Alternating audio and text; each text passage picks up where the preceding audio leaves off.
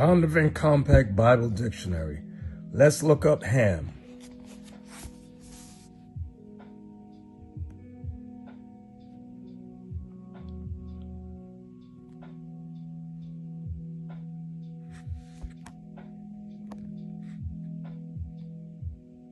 Ham, perhaps Hot, the youngest son of Noah, born probably about 96 years before the flood, and one of 8 persons to live through the flood. Watch this.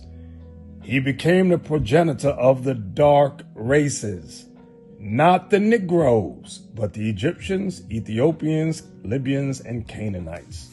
So the scholars know that the Negroes are not Hamitic. They're Shemitic.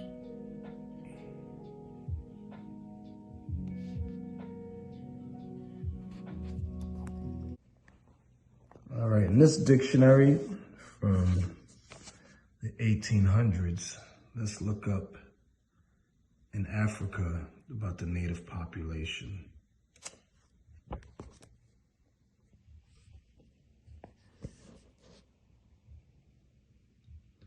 Native population, the chief names used in describing the African population are Negroes, Bantu-speaking and Sudanic-speaking, Hamites, Northern and Eastern, Pygmies, Bushmen, and Hottentots. I want to jump down.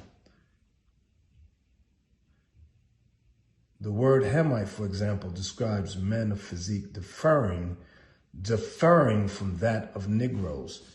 So the white man knows that the Hamites are different from that of Negroes. Remember, this word is a Spanish word from Spain. Let's go down. Some of these physical patterns of face, skull formation, and body are common to certain areas, despite considerable crossbreeding of Negroes and Hamites, Negroes with Pygmies and Arab Semites with their Negro slaves. Negro tribes differ in facial feature and body build, but a Negro of West Africa without any admixture is the one usually chosen as a type. He is heavily built and from median height to tall. The head is long in relation to the breadth. The nose is wide, the lips thick and everted. The lower jaw protrudes. The skin color is very dark brown, almost black, and the hair is invariably black and woolly. All right, watch this, look at this. Slavery was due to raids of Arabs and Hamites or Negro communities. Do y'all see that?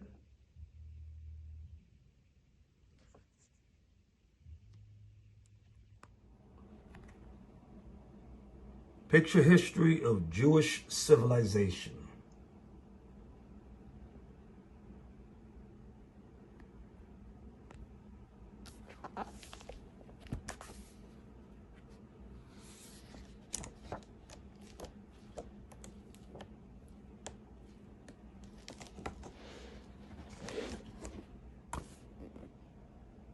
Take a look at this. Y'all see the black slaves with yokes of iron on their neck? Very similar to the yokes of iron during the transatlantic slave trade. Let's read what it says. Thousands of war captives who were transformed into slaves made it possible for the Egyptian kings to implement their feats of engineering. Chained captives are shown on these painted clay facing plaques from a building erected by Ramses II in honor of the king's brave warriors from the period of the 19th dynasty, 19th dynasty. Now I know what you're thinking. Well, it says these were war captives.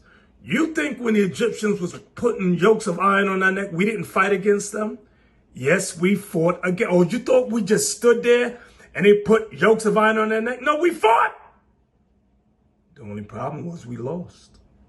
But that was God's judgment. You got to look at the similarities between these yokes of iron and the yokes of iron that America put on us.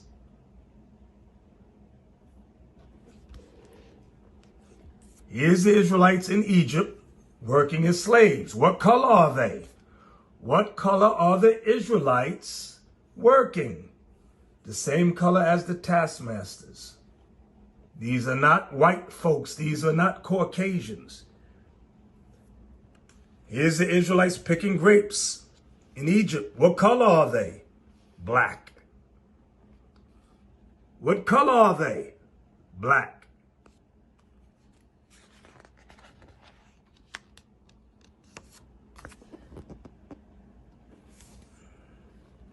The Egyptians became familiar with the horse and wagon after the victory of the Hyksos in the beginning of the long period, 1730 to 1580 before Christ existed, walked the earth, of the rule of Asiatic peoples in the land of the pharaohs.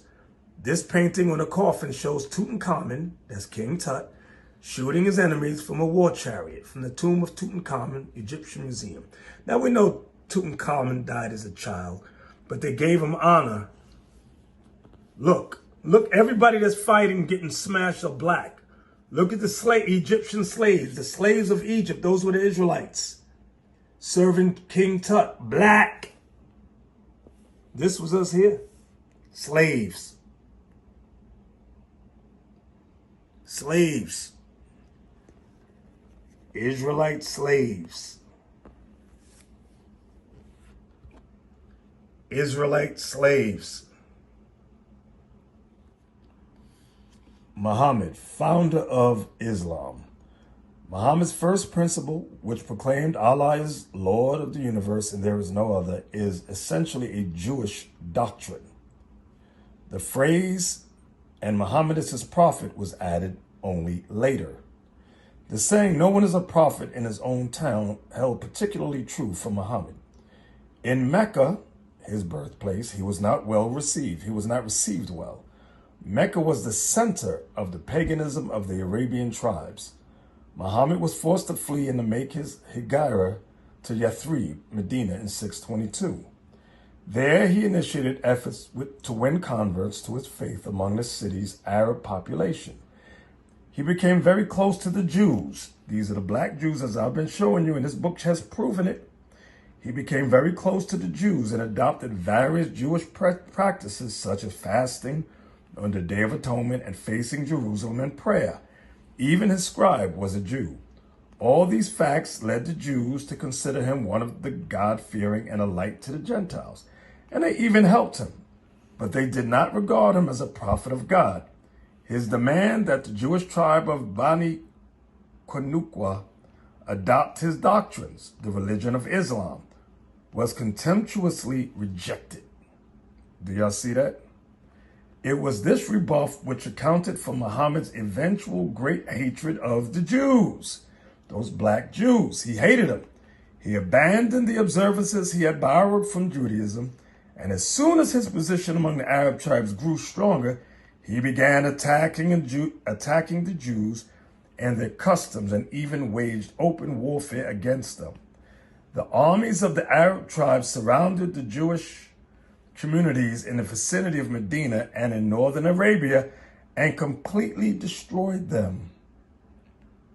Only a few survivors succeeded in escaping the sword of the faithful to southern Palestine and Tamia.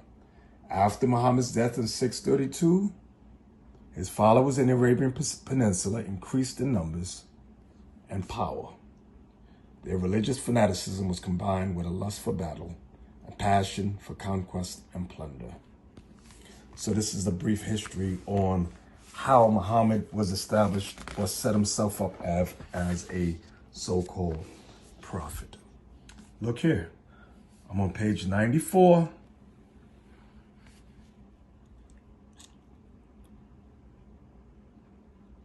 Let's read the highlight. Simeon bar Yochai wept and said, "Lord of the universe, is it not enough for your sons what the evil kingdom of Edom, Rome," see, they knew, the scholars know that Edom is Rome, "did to them, that you must also send the kingdom of Ishmael against us?" That's the Arabs. Do y'all see that? Let's go down. And there will be a great hatred between them and the children of Esau, Rome. Let me read this part again. He sets a prophet of his choice over them who will conquer the land of Israel for them. And they will come and restore it to the Jews. And there will be a great hatred between them and the children of Esau, Rome. Y'all see that? But this book gives you the history. Notice it went from showing the Jews being black to the Arabs, Muhammad being established and the Arabs hating and destroying us, enslaving us. Now it gets to the Khazars, how the white man fit into all of this, okay, and became Jewish. The Khazars. Numerous tribes in the Arabian Peninsula and in the various lands of the Near Middle East adopted Judaism. The most famous of these were the Khazars. The land of the Khazars in southern Russia extended from the Caspian Sea to the Black Sea. You know what that area is called? The Caucasus Mountains. As far as Crimea, the Khazars were a semi-nomadic pagan tribe whose chief was the Cajun. At the beginning of the 8th century, the Khazars became very strong by virtue of their domination of the trade route between the Byzantine Empire and the Far East. For this reason, both the Byzantine emperors and Baghdad caliphs were interested in cultivating the Khazars and bringing them under their influence by winning them to their religion. Paganism was on its last legs. Cajun Bullen of the Khazars, who reigned over his people in the middle of the 8th century, decided to abandon his pagan faith, but could not make up his mind what new faith to adopt. So when you read this, it tells you about a Jew and a Christian. A black Jew and a Christian came to him. Just to get to the point, this being the case, Cajun decided to adopt the faith of the Jews. This is how the white man became Jewish during the Middle Ages.